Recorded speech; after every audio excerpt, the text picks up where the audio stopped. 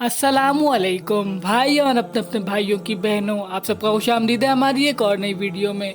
सलाहुद्दीन मिस्र और शाम के मुसलमान सुल्तान सलाहुद्दीन यूसुफ इब्न अय्यूब का मगरबी नाम है, जिन्होंने हत्तीन की जंग में सुलेबियों की एक बड़ी फौज को शिकस्त दी और 1187 में यरूशलेम शहर को आज़ाद कर लिया।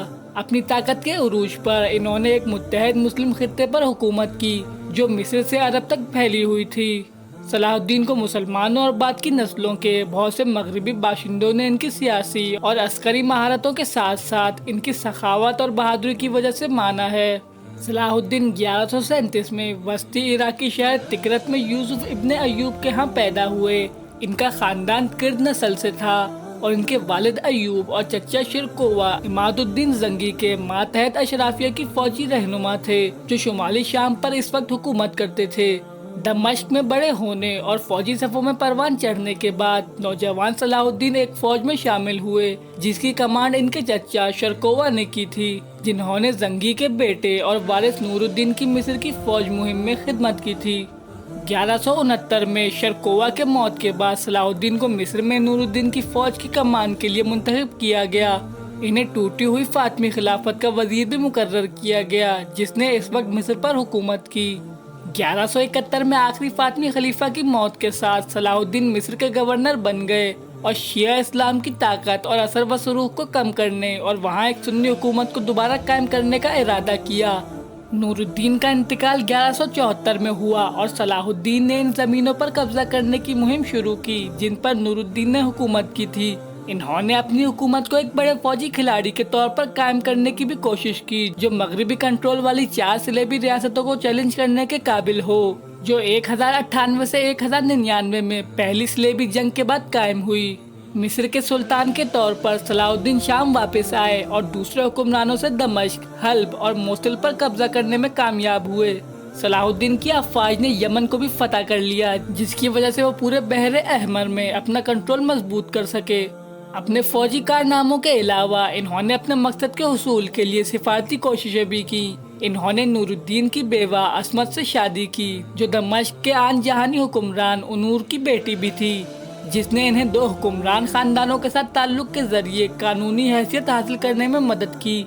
आखिरकार इन्होंने अपने आप को एक जिहादी रहनुमा जो ईसाईयत के खिलाफ इस्लाम की दिफा करेगा करार देकर मुसलमानों की वसी हिमायत हासिल की। सलाहुद्दीन का मकसद शाम, शुमाली मेसोपोटामिया, फलस्तीन और मिस्र के मुसलमान इलाकों को अपनी हुकूमत में मुत्तहद करना था, जो 1876 तक इन्होंने सिफारतकारी और फौजी ताकत की मदद से पूरा किया।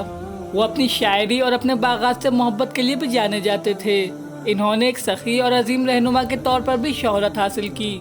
तकरीबन 1 दहाई तक सिलेबियों के खिलाफ छोटी छोटी लड़ाइयाँ लड़ने के बाद सलाहुद्दीन ने 1187 में दमिश्क के जुनूब में अपने दायरे के पार से फौजियों को जमा करके और इस्कंदरिया में एक मुतासिरकुन मिस्री बेड़े को जमा करके एक मुकम्मल हमला करने के लिए तैयार किया। इनकी फौज ने तिब्रियास, जो जदीद दौर में इसराइल के नाम से जाना जाता है, इसके करीब हत्तीन में एक जबरदस्त झड़प में सलेबियों से मुलाकात की और 4 जुलाई 1187 को इन्हें जबरदस्त शिकस्त दी। हत्तीन की जंग में फतह के बाद यरूशलेम की बादशाही में फौरी फतुहात का सिलसिला शुरू हुआ, जिसका इख्तिताम 2 अक्टूबर 1187 को हुआ, जब यरूशलेम शहर ने 88 साल ईसाइयों के जेर इंतजाम रहने के बाद सलाहुद्दीन की फौज के सामने हथियार डाल दिए। अगरचे सलाहुद्दीन ने सन 1099 में मुसलमानों के कत्लेआम के बदले के तौर पर यरूशलेम में तमाम ईसाइयों को कत्ल करने का मंसूबा बनाया था, लेकिन वो इसके बजाय इन्हें इनकी आज़ादी खरीदने पर राजी हो गए। इस वक्त तक सलाहुद्दीन की अफवाज ने सिलेबियों से कई दूसरे अहम शहरों का कंट्रोल हासिल कर लिया था, जिनमें एकर, तिब्रियास, सीजरिया, नासरत और जाफा शामिल थे। इसके बावजूद वो टायर पर कब्जा करने में कामयाब नहीं हो सके, जो एक साहिली किला है जहां ज्यादातर जिंदा बच जाने वाले सिलेबी अपनी शिकस्त के बाद पीछे हट गए। सलाहुद्दीन के यरूशलेम पर कब्जे के बाद पोप ग्रेगोरी III ने शहर पर दोबारा कब्जा करने के लिए एक नई सिलेबी जंग का मुतालबा किया। 1179 में मसीही अफवाज तीसरी सलेबी जंग शुरू करने के लिए टायर में मुतहर्रिक हुई, जिसकी क़यादत 3 ताकतवर बादशाहों ने की, जिनमें बारबरोसा जो जर्मन बादशाह और मुकद्दस रोमी शहंशाह थे, فرانس کے بادشاہ فلپ دوم اور انگلینڈ کے رچرڈ لائن ہارٹ شامل تھے۔ صلیبیوں نے ایکر کا محاصرہ کر لیا۔ بالآخر 1191 میں صلاح الدین کی بحریہ کے ایک بڑے حصے پر قبضہ کر لیا۔